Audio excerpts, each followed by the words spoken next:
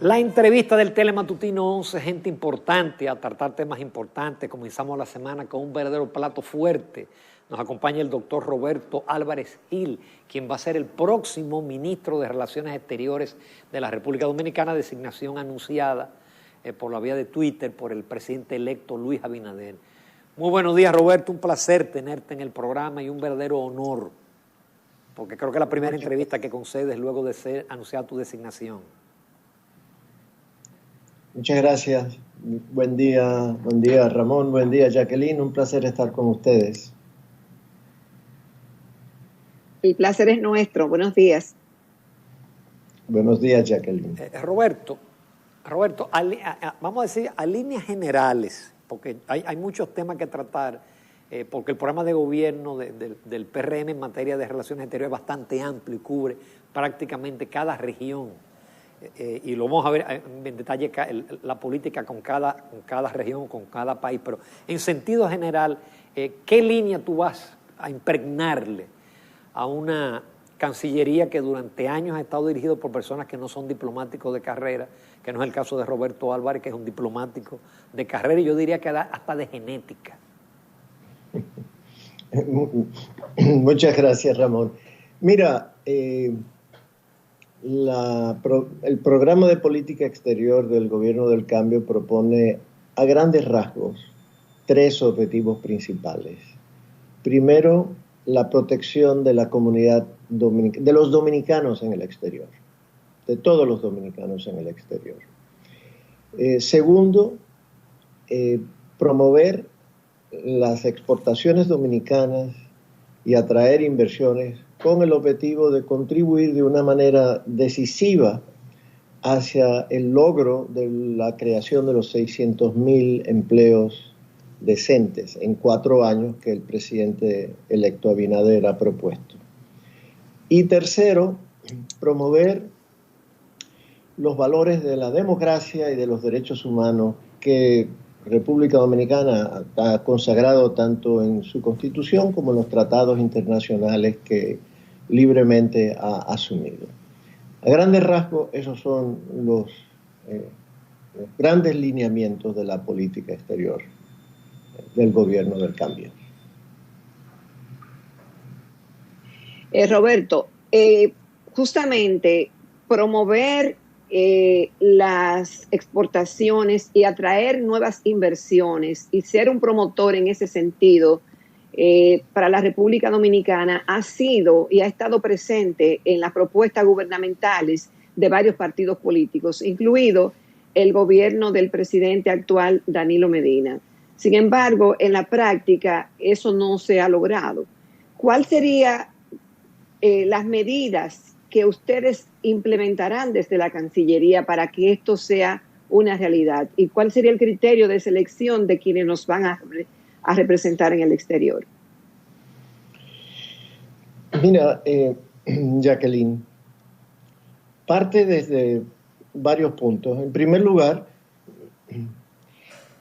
toda política exterior es en realidad una buena política interna, lo cual quiere decir que, por ejemplo, para poder atraer inversión extranjera en cifras mayores que las que se han estado logrando, hay que establecer una seguridad jurídica en nuestro Poder Judicial, nuestro Ministerio Público, mucho más sólida que la que tenemos en la actualidad. Es decir, la que existe en la actualidad, desde nuestro punto de vista, es extremadamente frágil. Si esta fuera más fuerte, más segura, más sostenida, entonces sería mucho más atractivo la inversión extranjera, por un lado. Por el otro lado, hay que establecer toda una serie de condiciones internas para poder hacer más competitivas nuestras exportaciones. No voy a entrar en eso, pero es eso un aspecto fundamental. Entonces, ahora mismo hay que reconocer de que existe una situación en el ámbito internacional muy particular que tiene que ver con el conflicto que existe entre Estados Unidos y China, lo cual está creando un desencadenamiento de las cadenas globales de producción. ¿Qué quiere decir eso? Que a partir del establecimiento de los aranceles comerciales que impuso el presidente Trump en marzo del 2018 a los productos de la República Popular China, aunque no fue solo a China, pero en este caso mirando lo que ha sucedido a raíz de eso. Por ejemplo, una organización como la UNCTAD, que es la Oficina de Naciones Unidas para el Comercio y el Desarrollo, hizo un análisis en noviembre del año pasado sobre qué había ocurrido entre marzo del 18 y septiembre del 19 en cuanto al comercio de China y encontró hacia Estados Unidos y encontró que hubo una diversión de comercio de 21.000 millones de dólares en ese periodo y que ese comercio se había ido a otros países, específicamente a Taiwán, más o menos 4.500 millones, a México unos 3.500 y Vietnam 2.600 y así sucesivamente. Esto es una realidad que está ocurriendo y que todo indica que va a intensificarse. Entonces nosotros hasta ahora no hemos estado presentes en Washington, donde se están por adoptar leyes, hay proyectos de leyes que van a incentivar aún más la salida de ciertas empresas de esa región, de ese país sobre todo. Nosotros deberíamos estar presentes con una política bien activa en Washington, tratando de generar algún programa, alguna política que el flujo de inversiones, de nuevas inversiones hacia nuestra dirección. Entonces eso es una política que actualmente no tenemos y que trabajaremos para atraer, como te digo, de ese comercio que está ocurriendo hacia allá. Y finalmente, debo decir, pero para lograr todo eso, uno necesita, como Jacqueline preguntó al final de su pregunta, valga la redundancia, ¿qué vamos a hacer en cuanto al servicio exterior? Pues bueno, eso es uno de los temas más importantes, porque si no se profesionaliza, no se moderniza, no se entrena debidamente al personal, pues no va a ser tan fácil lograr esos objetivos, todos los objetivos. Por lo tanto, estamos apenas comenzando el proceso de recibir la Cancillería y ese será uno de los temas de principal enfoque para determinar cuáles son los recursos humanos que tenemos disponibles y pues utilizarlos de la manera mejor posible. Roberto, en este caso tú has tocado algo fundamental, es decir, el país tiene embajadores de carrera, y bueno, muchos embajadores de carrera, pero también tiene muchos embajadores que lo que son es un premio político, una especie de vacación política, y ni qué decir de la cantidad de secretarios, de cónsules, vicecónsules, etcétera. Sí, se habla de que una de las nóminas más hipertrofiadas es la nómina del Ministerio de Relaciones Exteriores. ¿Qué idea tienen ustedes con esa situación? Mira, lamentablemente a través de mucho tiempo ha ocurrido una distorsión del objetivo del Ministerio de Relaciones Exteriores muy lamentable. Por un lado, la carrera diplomática no se ha considerado como una carrera, como una disciplina de estudio y de dedicación como se ha considerado, por ejemplo, el Ministerio de Hacienda o el Ministerio de Economía, etc. Y se ha utilizado como un botín político y eso es realmente lamentable. Eso ha generado que la situación que se denuncia continuamente de una nómina supernumeraria en relaciones exteriores y con una situación de casos, de muchos casos que se denuncian continuamente de personas que son nombrados y realmente no cumplen con sus funciones. Eso por un lado es algo que hay que analizar y que hay que corregir. Por otro lado, también tenemos que se han designado muchas personas que no cumplen con las funciones para las cuales han sido designadas porque no tienen los requisitos para ello. Pues bueno, habrá que determinar aquellos casos en los cuales esas personas puedan ser reentrenadas y mantenidas en el servicio exterior o utilizadas en los puestos en donde puedan ser más efectivos. Pero también está una situación muy difícil de corregir, pero que hay inevitablemente que hacer, lo que tiene que ver, por ejemplo, con los consulados. En Estados Unidos, por un lado, existen muchísimas personas que no reúnen las condiciones porque o son nacionales de Estados Unidos o son residentes, y Estados Unidos, por lo tanto, no les... ¿Perdón? Estados Unidos no les otorga sí, las cartas de patente para poder llevar a cabo sus funciones.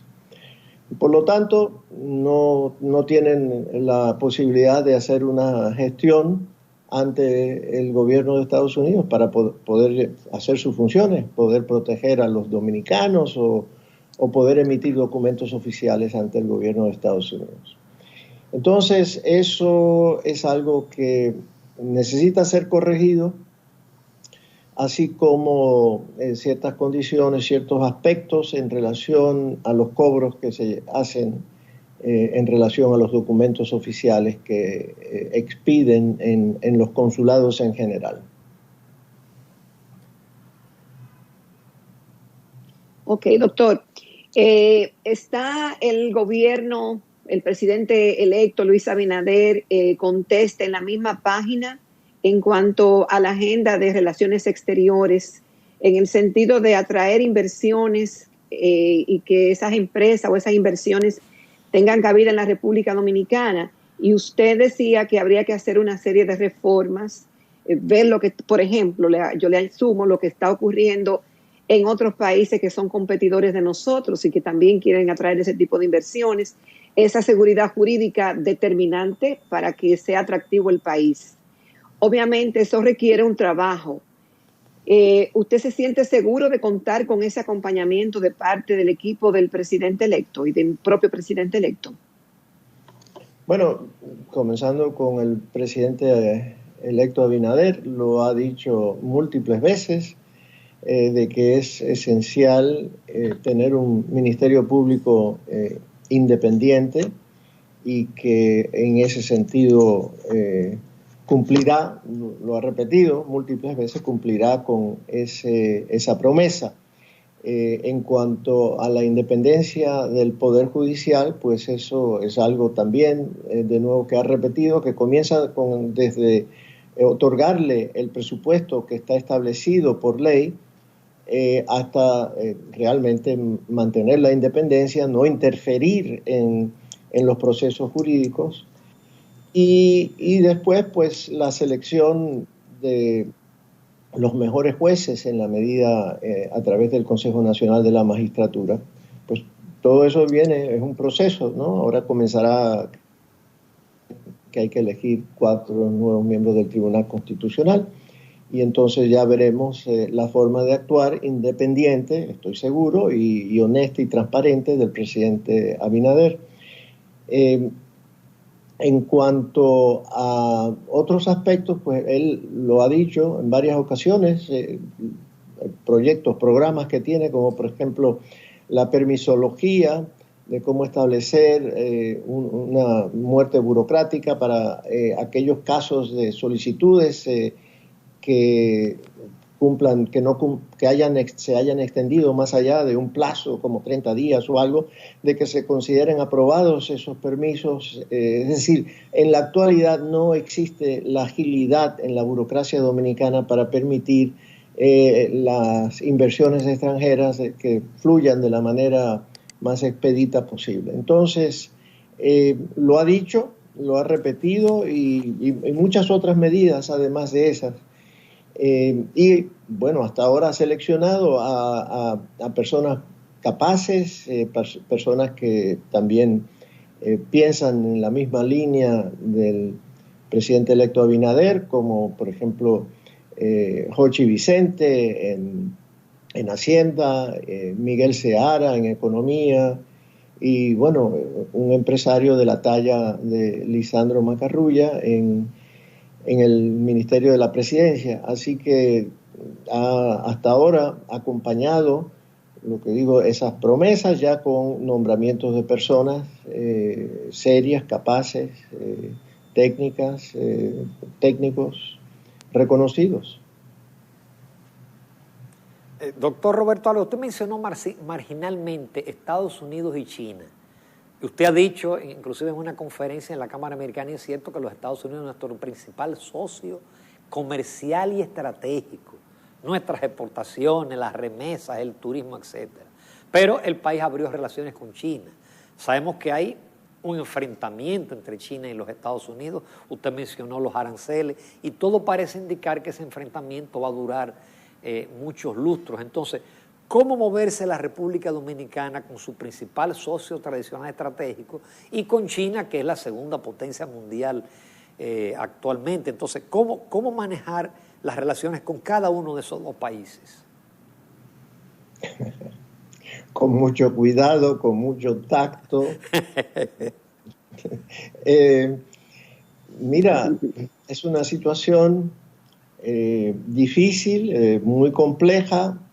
Hay que partir, Ramón, de la premisa de que el conflicto es parte inevitable y esencial de las relaciones internacionales. Y hay que entender la naturaleza de los conflictos. Y a un país pequeño como República Dominicana, nosotros no tenemos la capacidad jamás de poder influir sobre el curso de esos acontecimientos. Lo que tenemos que hacer es interpretarlos debidamente y a la vez promover el interés dominicano, el mejor interés nacional dentro de esa realidad. Eso no hay una hoja de ruta que tú puedas decir vamos a dar el paso 1, 2, 3, etcétera.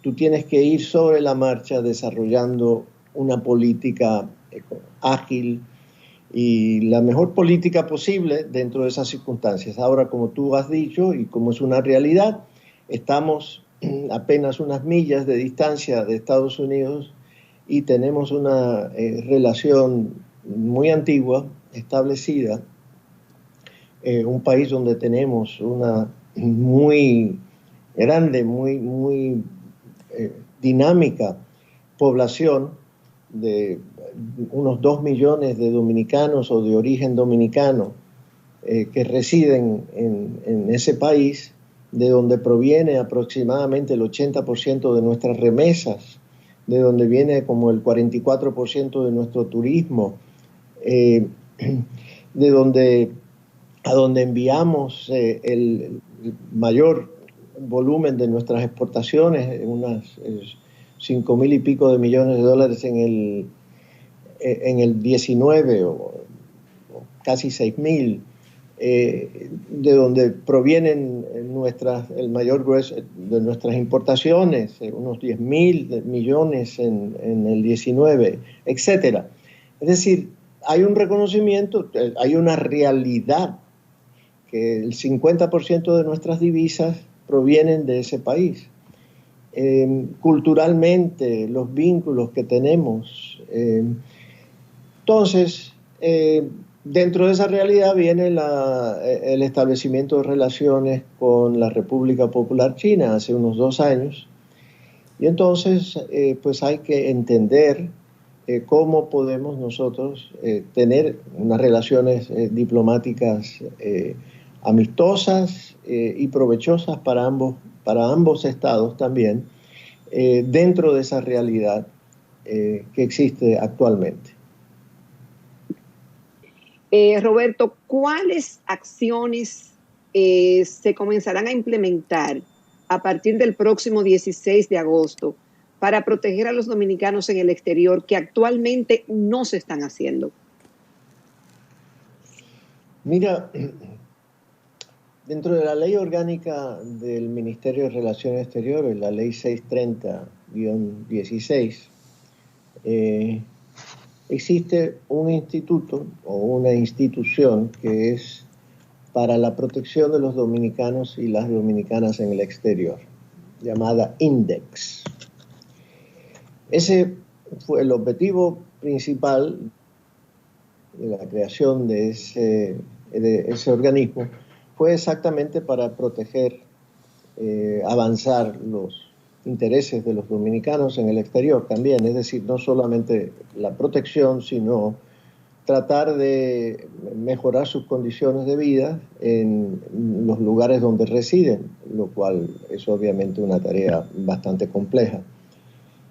Bueno, ese instituto lamentablemente hoy no ha estado funcionando debidamente y eso se debe en parte al diseño de este y a la selección del personal que se ha nombrado.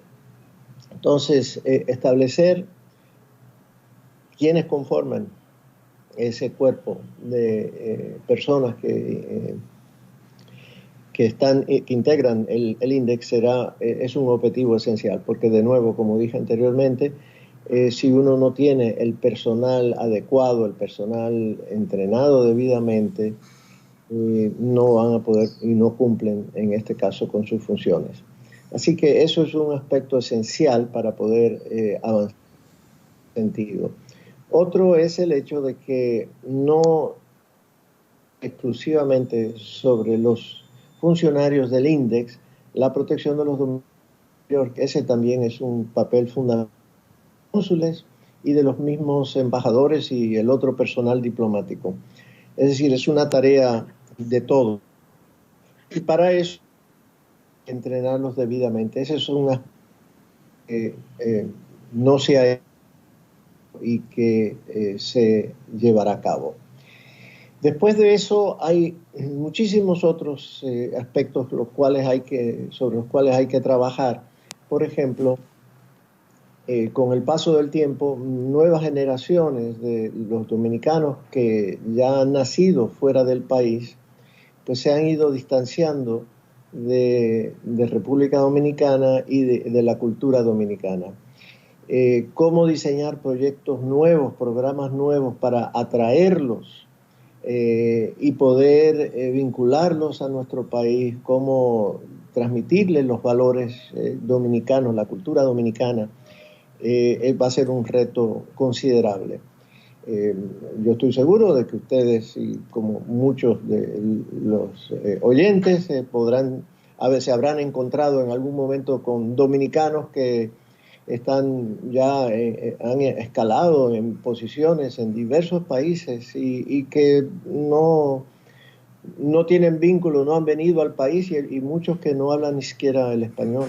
Entonces, hay que diseñar programas especiales de nuevo para mantener los vínculos de esas nuevas generaciones. Eso es esencial si nosotros aspiramos a tener una diáspora que eventualmente pueda también ayudar a los intereses dominicanos, como lo hacen otras naciones. Por ejemplo, los judíos lo hacen con Israel, los italianos con Italia, los italoamericanos, por ejemplo, con Italia, etc. Así que ese es un aspecto también esencial. Ayudar, por otro lado, por ejemplo, a dominicanos en diversos países que están escalando en posiciones políticas o posiciones de importancia, ayudarlos, colaborar en la medida que sea de nuestras posibilidades y avanzar, ayudarlos a avanzar también en sus carreras, en diversas carreras. Hay maneras de hacerlo sin interferir en los asuntos internos de esos países. Roberto, y en el caso de Haití, nuestro vecino, que también es un importante socio comercial, yo creo que no ha habido una política definida frente a Haití en ninguna de las áreas imagino que será uno de los puntos principales de tu gestión y del gobierno del Partido Revolucionario Moderno. Sí, efectivamente, necesitamos tener una política bilateral mucho más efectiva en relación a Haití, una política transparente, de buena vecindad. Eso es esencial y el programa plantea 4 ejes fundamentales en esa relación. Primero es fomentar una política de buena vecindad y transparente con Haití. El segundo es fomentar el desarrollo de nuestra frontera. Tercero es desarrollar una política de seguridad efectiva.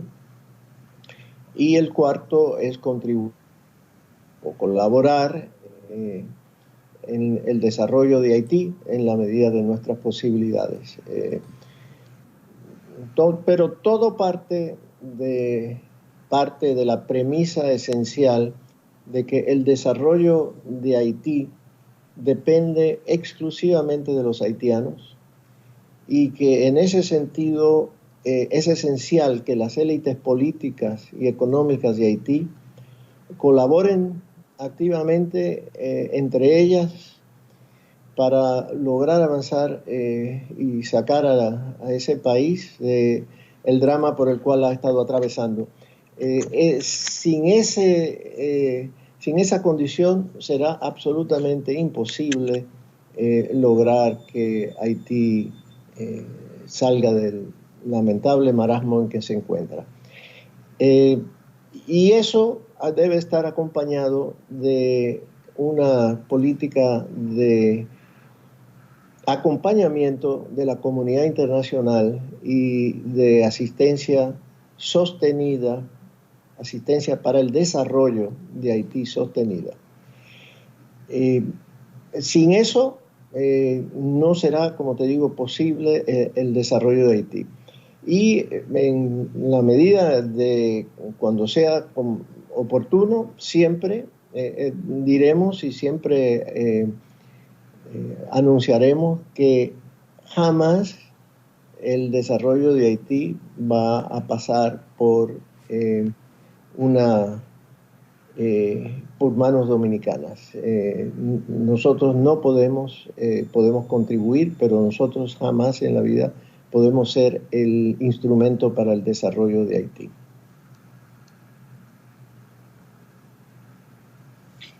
Roberto, uno de los puntos luminosos que se le reconoce a la canciller actual, el ingeniero Miguel Vargas, es librar a los dominicanos, darle la facilidad de que puedan viajar a numerosos países sin necesidad de visa. También el establecimiento de relaciones comerciales y diplomáticas con China, y también que ocupamos un lugar en el Consejo de Seguridad de las Naciones Unidas. De esos avances que hemos tenido, también sigue Roberto Álvarez con esa misma línea en esa área. Sí, mira, comenzando con el último tema, el asiento dominicano en el Consejo de Seguridad de Naciones Unidas es una aspiración desde los inicios de la Organización de las Naciones Unidas. La primera candidatura de República Dominicana a la ONU, al Consejo de Seguridad, fue en 1957. Después de esa hubo 4 más, las primeras 4 fueron fallidas, lamentablemente, y finalmente con esta logramos el asiento que tendremos hasta diciembre de este año, ya habiendo ocupado la presidencia durante 2 periodos, 2 meses, y habiendo hecho una labor buena, una labor en la cual el país ha quedado muy bien parado en el Consejo de Seguridad, y en ese sentido hay que reconocerlo y lo hacemos. En cuanto a los otros aspectos que tú mencionas, pues sí, continuar estableciendo o negociando con otros países para que no se requieran las visas para nuestros nacionales es obviamente también otro aspecto en el cual colaboraremos, incluyendo las visas.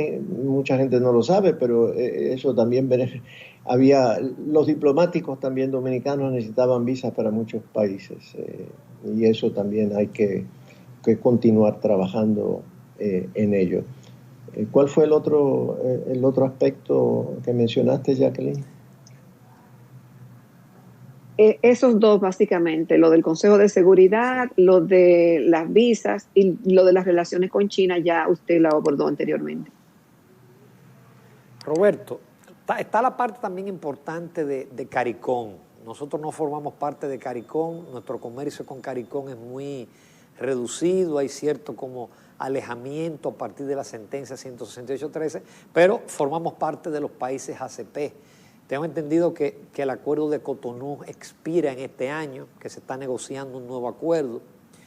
Europa atravesó una grave crisis económica con la crisis financiera, y cuando se levanta viene ahora el coronavirus. ¿Tú piensas que vamos a lograr por lo menos el mismo nivel de cooperación que teníamos en Cotonú, o ahora la cosa se va a volver un poquito más complicada? ¿Y cuáles también son tus planes en relación a CARICOM? Para un país pequeño como República Dominicana, relaciones de su entorno y sobre todo con países más o menos relativamente de su propio tamaño son esenciales, porque hay que recordar que internacionales para una institución, la igualdad jurídica de los estados. Eso quiere decir que cada estado tiene el mismo voto, el mismo peso en los organismos políticos, no en los organismos financieros, pero en los políticos el voto de todos los países es igual. Y entonces en Naciones Unidas, por ejemplo, la OEA, todas las instituciones, el voto de los países de nuestro entorno nos importa mucho, porque para avanzar nuestra agenda en esos organismos se requiere el apoyo de esos países. Entonces, ante ese reconocimiento, ante ese hecho, tener las mejores relaciones con los países que conforman la CARICOM, que son 14, es importantísimo. 14, imagínate, en la OEA de 35 estados que integran la Organización de Estados Americanos, pues ya hay un peso relativo importantísimo.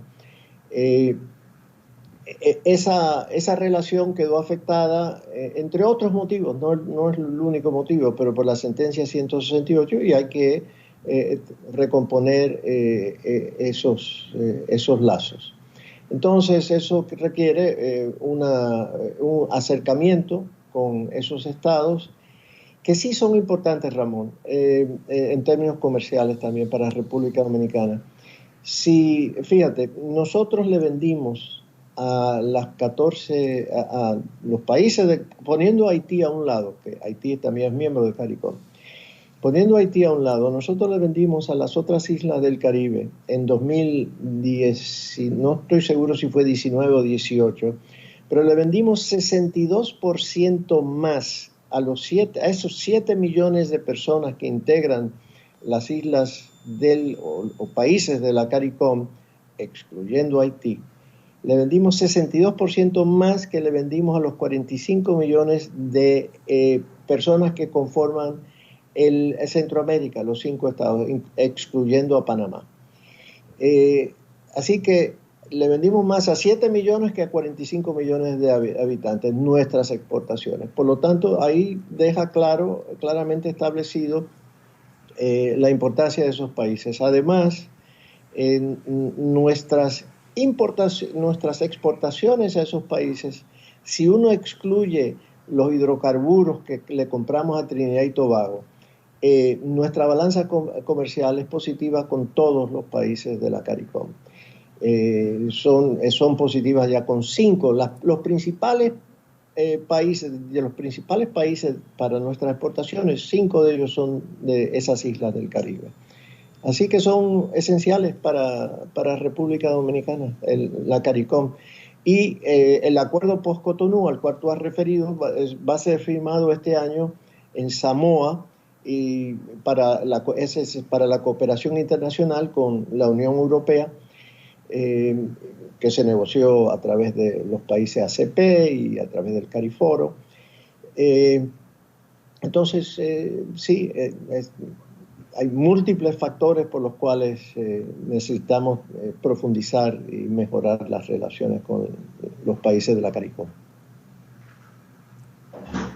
Doctor Roberto Álvarez, qué pena no contar con más tiempo, pero yo pienso que hemos agotado una agenda bastante extensa y nos sentimos muy optimistas de los planes que usted lleve, de los planes del gobierno del Partido Revolucionario Moderno desde el punto de vista de la política exterior. Le agradecemos en todo lo que vale su participación. Esperamos que no sea la primera y última, sino que ya en el rol de sus funciones también en determinado momento de nuevo acepte la invitación como la aceptó de manera tan gentil en este caso. Muchísimas gracias. Muchísimas gracias a ustedes. Éxitos, gracias por la Roberto. oportunidad con ustedes. Sí. Éxitos. Gracias, Jacqueline. La cosa está en buenas manos. Muchísimas gracias al doctor Roberto Álvarez Gil, próximo ministro de Relaciones Exteriores de la República Dominicana. Nos vamos a comerciales, a la recta final del Telematutino 11.